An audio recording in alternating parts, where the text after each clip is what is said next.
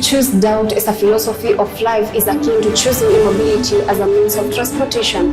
Good morning from wherever you are watching us from. Welcome to Kings TV, where we serve you the latest happening in our country and outside our country. And remember, Kings TV is where news comes first. But first, let's look at the highlights. Golden dawn of our country's sovereignty, the 2023 finance bill and taxes included. Student who died in Finland laid to rest in Uasin County.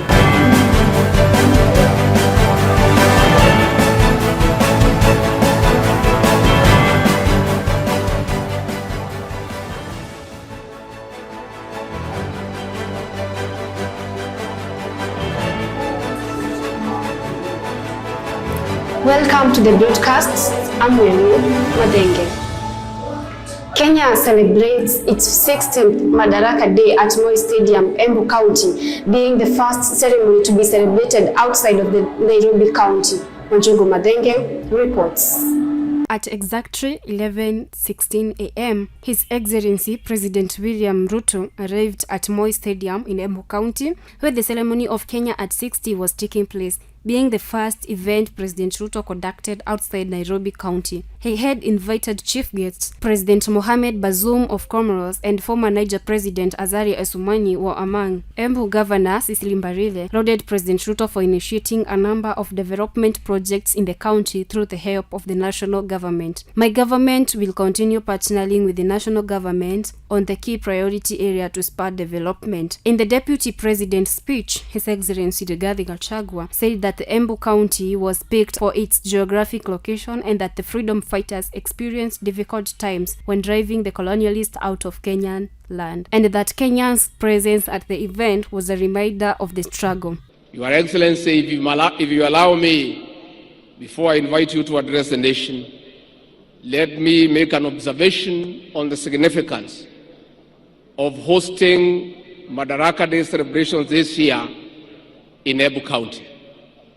Your Excellency, the venue of this celebration is on the edge of Mount Kenya Forest, where gallant men and women took arms, crude as they were, to drive the British colonialists from this land, reclaim their freedom, and get back their land. Your Excellency, our gallant men and women, despite being limited, were facing a very difficult situation. The colonialists had guns, they had planes, they had grenades, they had bombs. But the poor freedom fighters had only a panga, but a sheer and great resolve to get back their independence. Your Excellency, your presence here is a reminder of that struggle. Destiny has placed you in a unique position to lead the final and the third liberation of this great country, the economic liberation of our people. His Excellency President Ruto gave a speech. Our public discourse and political discussion and the agenda of social debate has changed for good. Substantive policy issues continue defining the national conservation debate well beyond election. At the moment, there is a robust debate on the finance bill, and affordable housing policy is taking place everywhere in the country. Superficially, the intense national debate on housing isn't about whether the tax or contribution. The attention focused on housing contribution in its implicit expression of ownership. The economy was the most important issue on which the last election was conversed. Citizens said they wanted to transform economic system. Instead of complaining and confrontation and incitement and division, the millions of our unemployed youth access affordable credit, inclusive of financing, promoting the robust expression of legendary Kenyan hustling spirit. Launching of the second product of the Financial Inclusion Fund, which aimed facilitating people access to funding through chamas and SACCOs, was launched. When I went around the country, they stepped forward and they told me they are victims of an exploitative financing system. I want to tell them, my good friends, I have some good news for you. We are developing, and by September this year, we will have a mechanism where you can get your border that does not need petrol, that will be run on electricity, one that is financed by not a predatory system, but one that respects the interests of those who purchase the borders.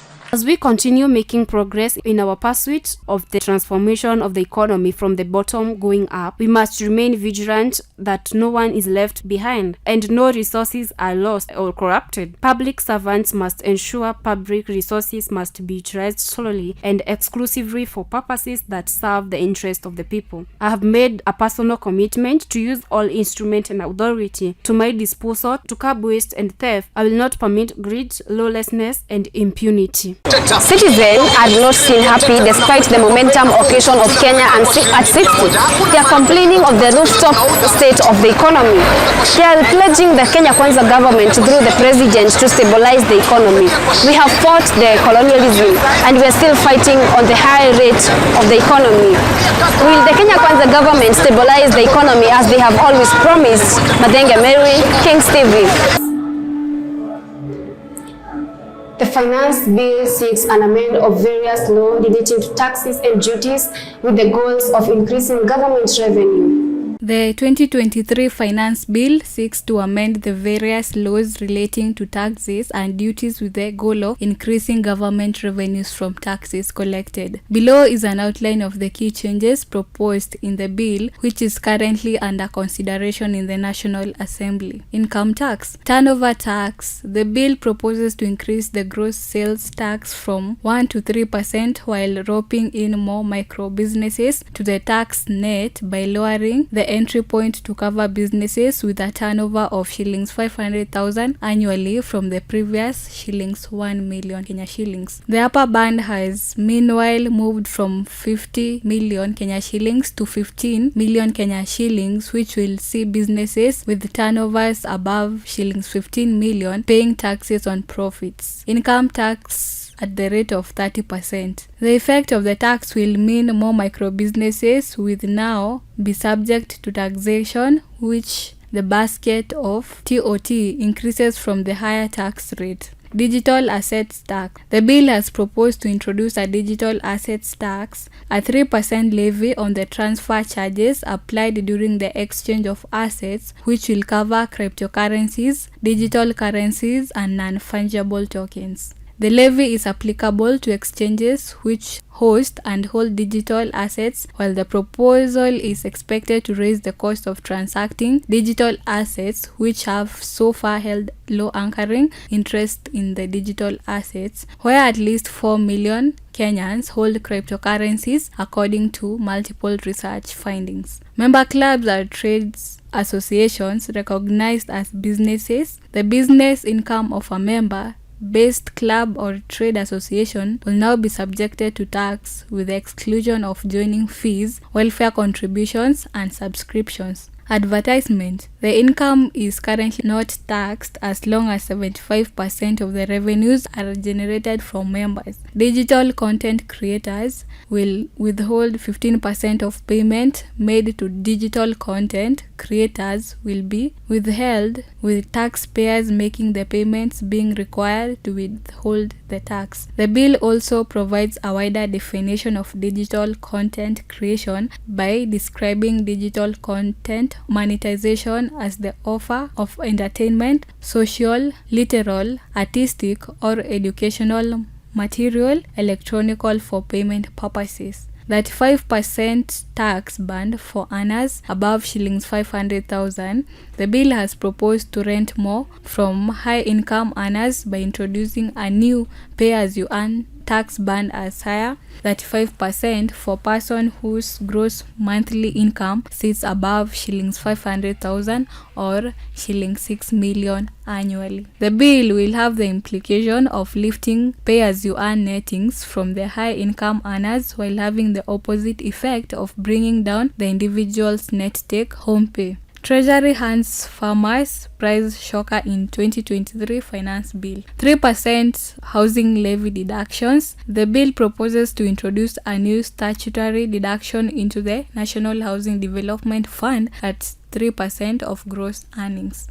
The new statutory deduction is expected to further eat into employees' net tax home pay. The Housing Ministry is expected to create criteria for persons qualifying for affordable housing and who will employ the deductions to fund their home ownership. Yes, persons who fail to fall the criteria will receive reimbursements at the end of 7 years or may choose to pass on the benefit to a person qualifying for the cheap housing plan. VAT on petroleum products. The bill has proposed that the VAT on petroleum products be applied at 16% from the current rate of 8%. The proposal is expected to have profound effect on the cost of petroleum products in the country and will likely push the prices above the current historical highs. On the contrary, the supply of LPG will fall in the tax-exempt category, removing it from the current vetable status. The proposal will in effect lower the cost of LPG, making it more affordable to Kenyans. VAT registrations for imported digital tax services. The bill has proposed to delete the threshold that required non-resident firms to register for VAT if their annual turnover exceeds shillings 5 million. Kings TV, Harriet Nyanchama. The family of Joseph Kipto, a medical student, committed suicide in Finland is in agony as they lay their child to rest in Uasin Gishu County.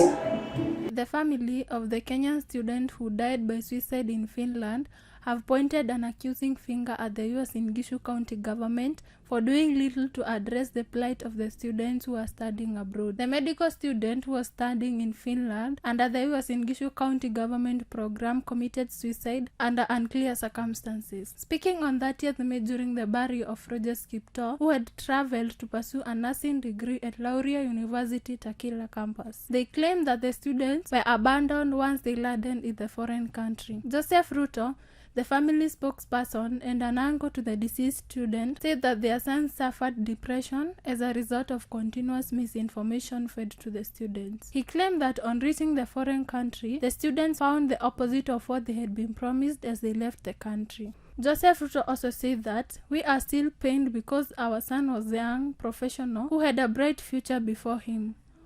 Unakuwa na matumaini ya yeye mwenyewe ajisaidie na asaidie familia. Alafu sasa unakuja nasikia baadaye amekuja na jeneza.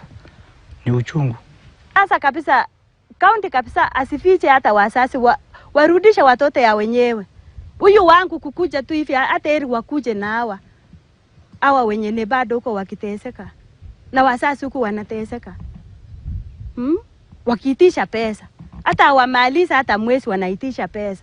What pains us more is that our son left the country happy and hopeful because of the promises he had been given by the county leadership. Ruto also said that the promises the Greener Pastures had made their son, a nurse graduate from the Kenya Medical Training College, KMTC, leave his nursing job in Nakuru County to further his studies in Finland. He also claimed that the family had then raised millions of money to help their son join the Uasin Gishu scholarship program, as he had been promised that he would work in hospitals in Finland as he pursues his studies. He added that the student looked forward to completing his degree studies and even continuing his master's and doctorate studies. He also said that we feel that Kipruto was lied to because once he landed at the foreign nation, all the promises he had got never came to be. All his dreams have been cut short barely 7 months after he left home. Ruto also said that his nephew was shocked by the turn of events and could only get casual jobs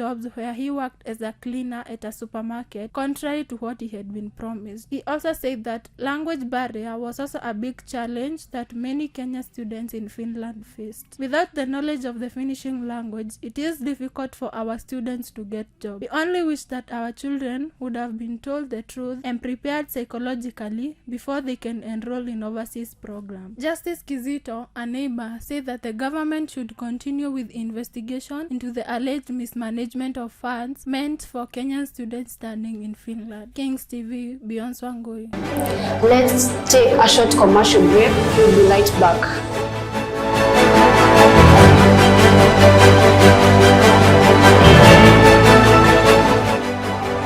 Welcome back. A total of 28 billion for capitation for primary and secondary school will be disbursed by Friday, 2nd June. Of 28 billion, capitation for primary and secondary school students will be disbursed Friday, 2nd June, said the Education CS Ezekiel Machogu. The amount of money that the government is releasing this week in junior secondary and also in senior secondary is to a total of 28 billion.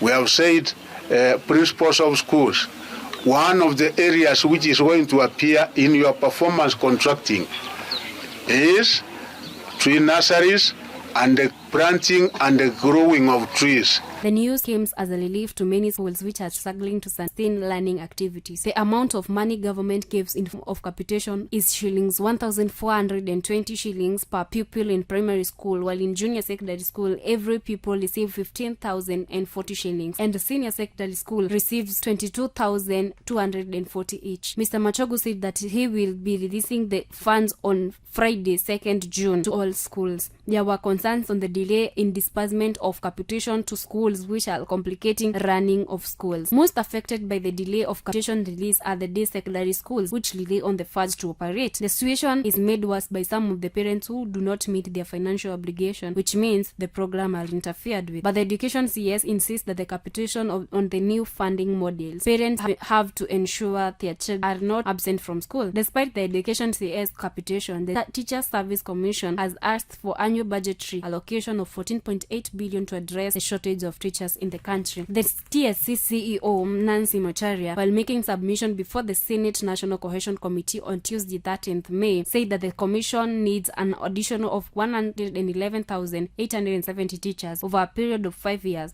and the commission has only managed to recruit 30,000 teachers since January. The commission is faced with a teacher shortage of over 100,000 teachers, 47,329 at primary level and 64,521 in post-primary institutions countrywide. Macharia, however, responded to the stating of TSC it's actually recruiting intern teachers, for further noting that the Kenya Kwanza government promised to recruit 116,000 teachers when it assumed the office. Reporting for Kings TV, I'm Mary Madenge.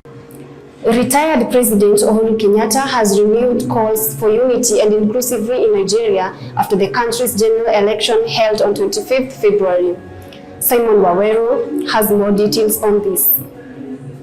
Retired President Uhuru Kenyatta has renewed call for unity and inclusivity in Nigeria after the country's general election held on the February 25th. The former head of state made his remark on Saturday, May 27, when he graced the 2023 presidential inauguration lecture held at the International Conference Center of Abuja. In his keynote address at the event, themed Deepening Democracy and for Development, Uhuru pointed out the importance of democracy, inspiring developments in any country, especially in the African continent. The fourth president of Kenya shared his experience as the head of state for 2 terms, where he acknowledged the success, failures, and opportunity of embracing democracy, articulating the importance of getting to the root cause of conflict within the continent of our continent and our African countries for the continent's development. He pointed out the 3 most fundamental issues weaponized to detriment of our democratic growth and ethnicity, tribalism, and economic greed. Indeed, it is a great honor and privilege for me to join you all this morning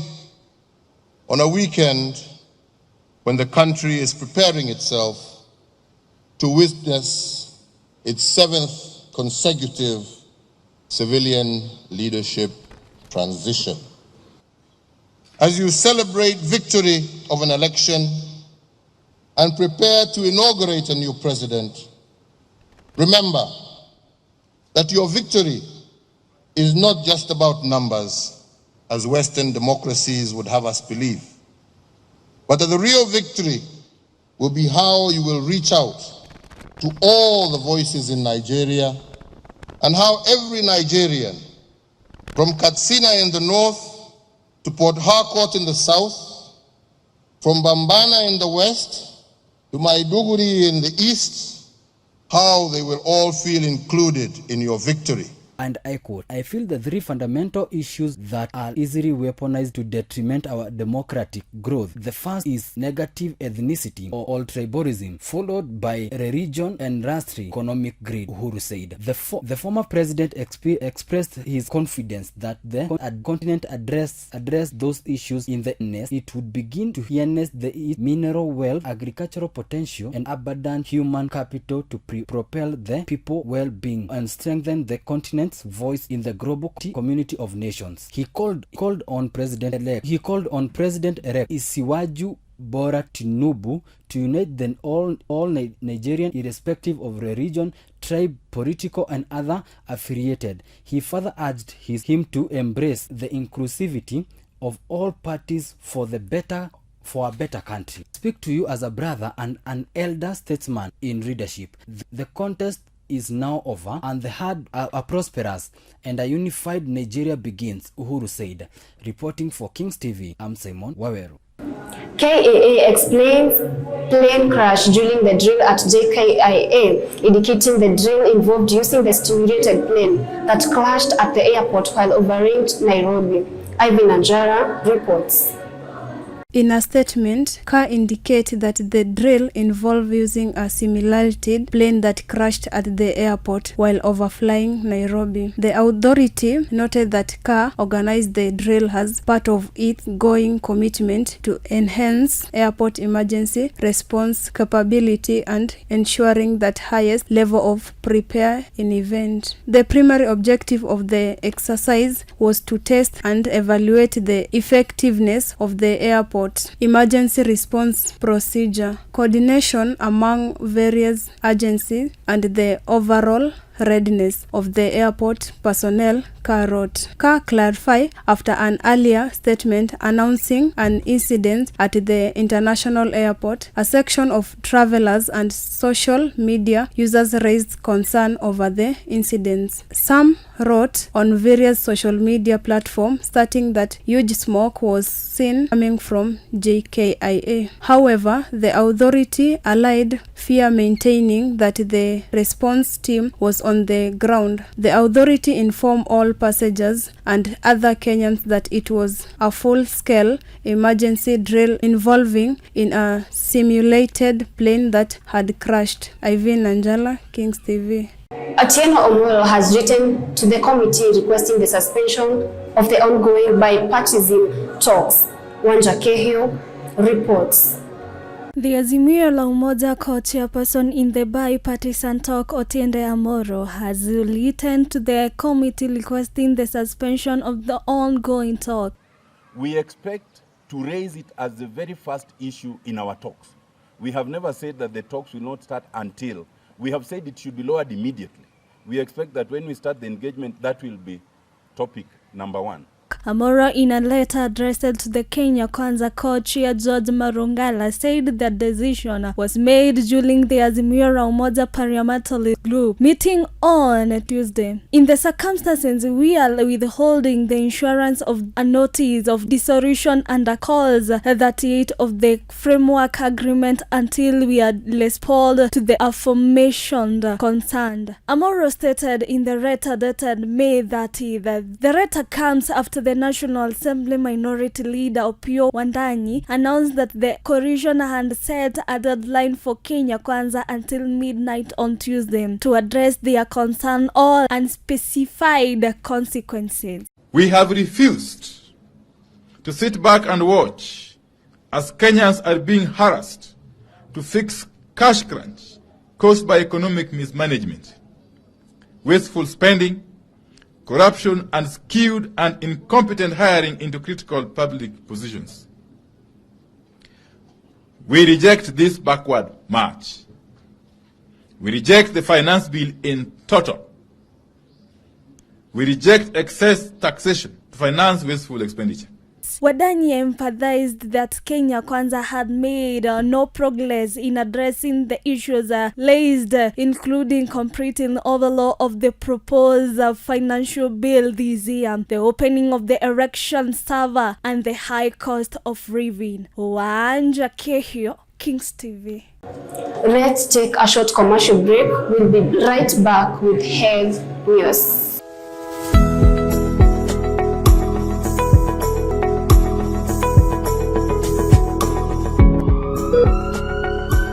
Welcome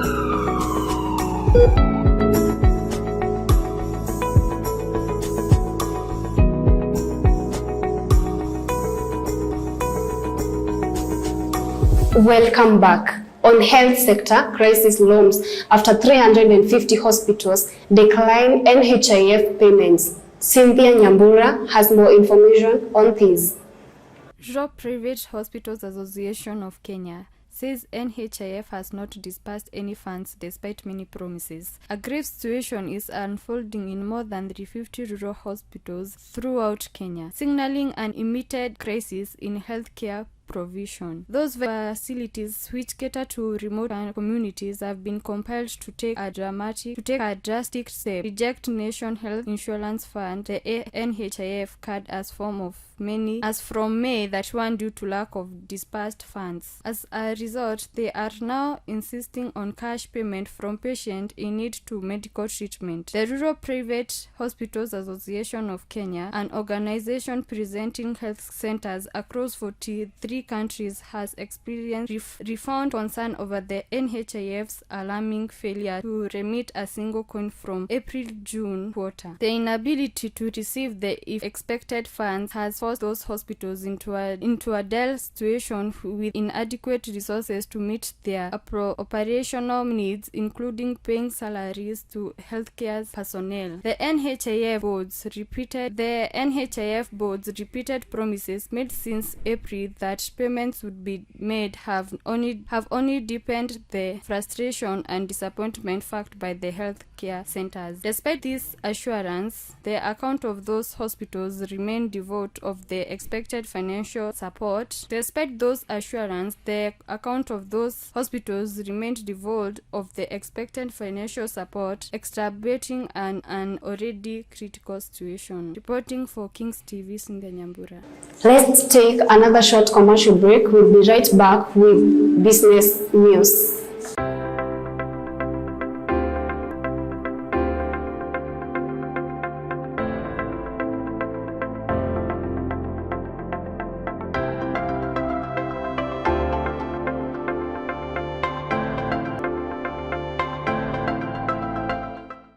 On the business sector, Safaricom 5G users will be enjoying free internet services for 1 month starting this month.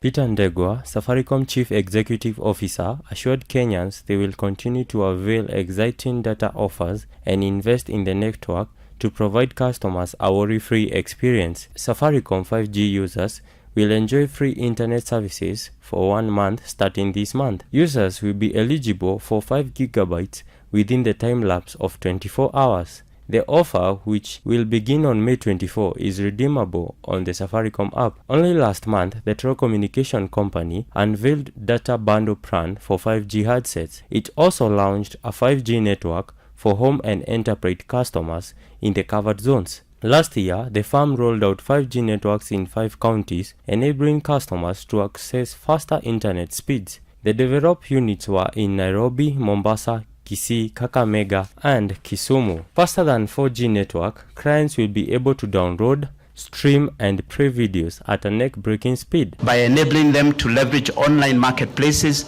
reach new consumers, customers, implement innovative operating models to grow their revenues. Broadband will continue to enable connections that will create more opportunities that will help transform the everyday lives of Kenyans, particularly in a modern economy where new knowledge plays a central role in wealth creation, social welfare, and international competitiveness.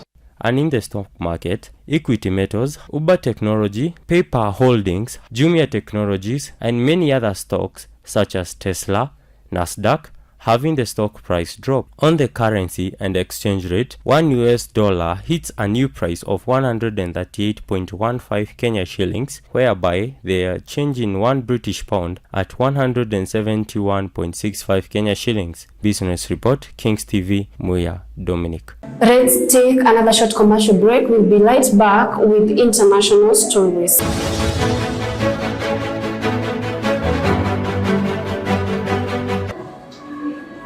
Welcome back. We move to international stories. Uganda President Yoweri Museveni signs anti-LGBTQ bill, which includes death penalty provision into law.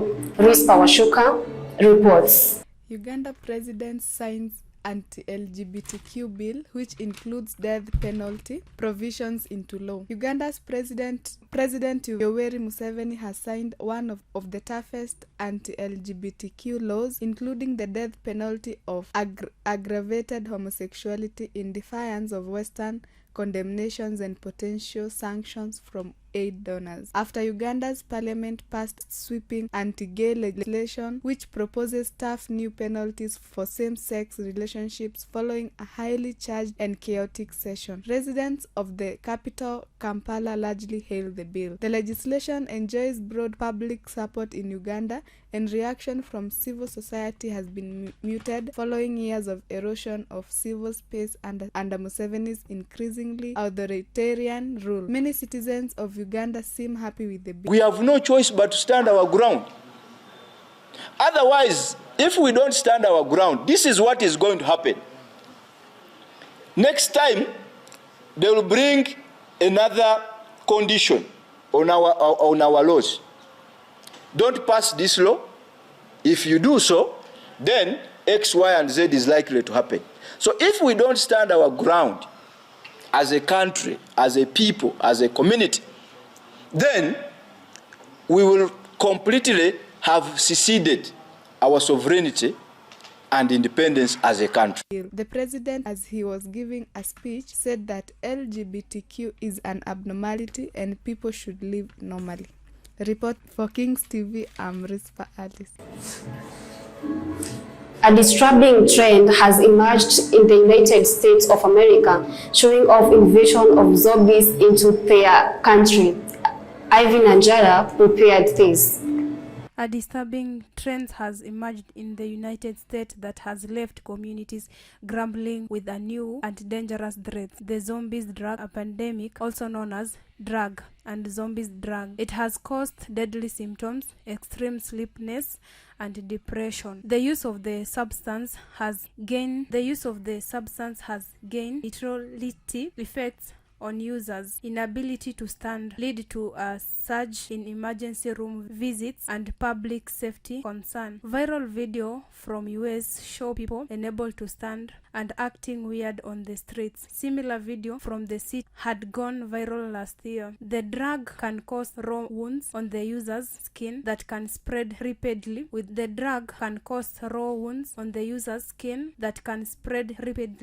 repeated exposure. It starts with ulcers to dead skin called eschar, and if left untreated can result in amputation. Then an opioid drug was first used to cut heroin, then its presence made its way to fentanyl, a deadly drug, fentanyl in even very small doses. Reporting from Kings TV, Ivy Nanjala. We take another short commercial break. We'll be right back with sports news.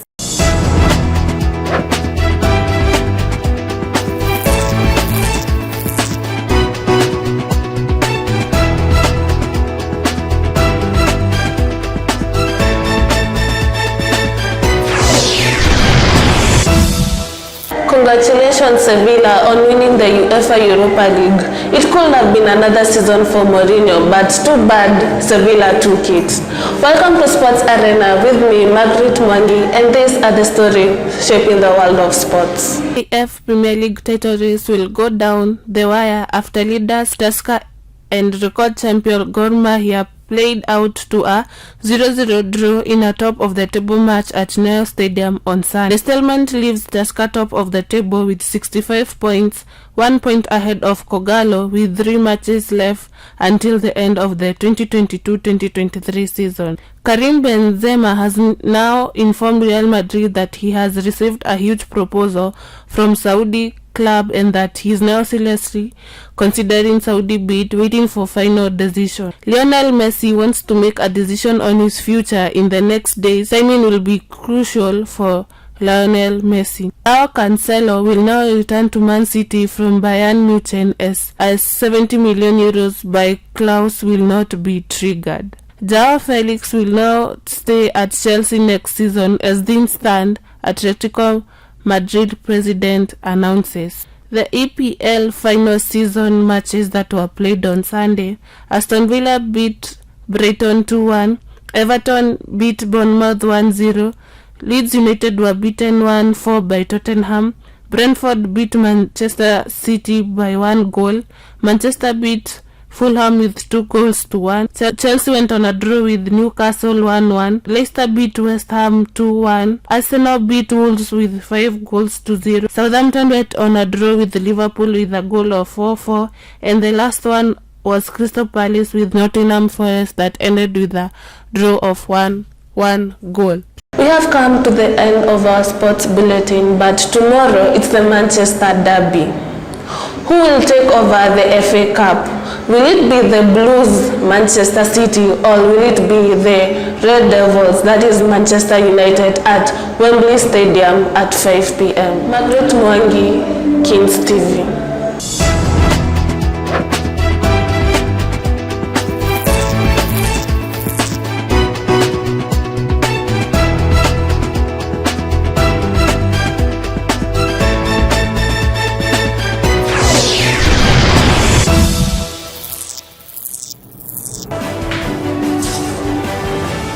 That has been our sports news with Margaret Mwangi. And remember, life is not a magic, it's an effort.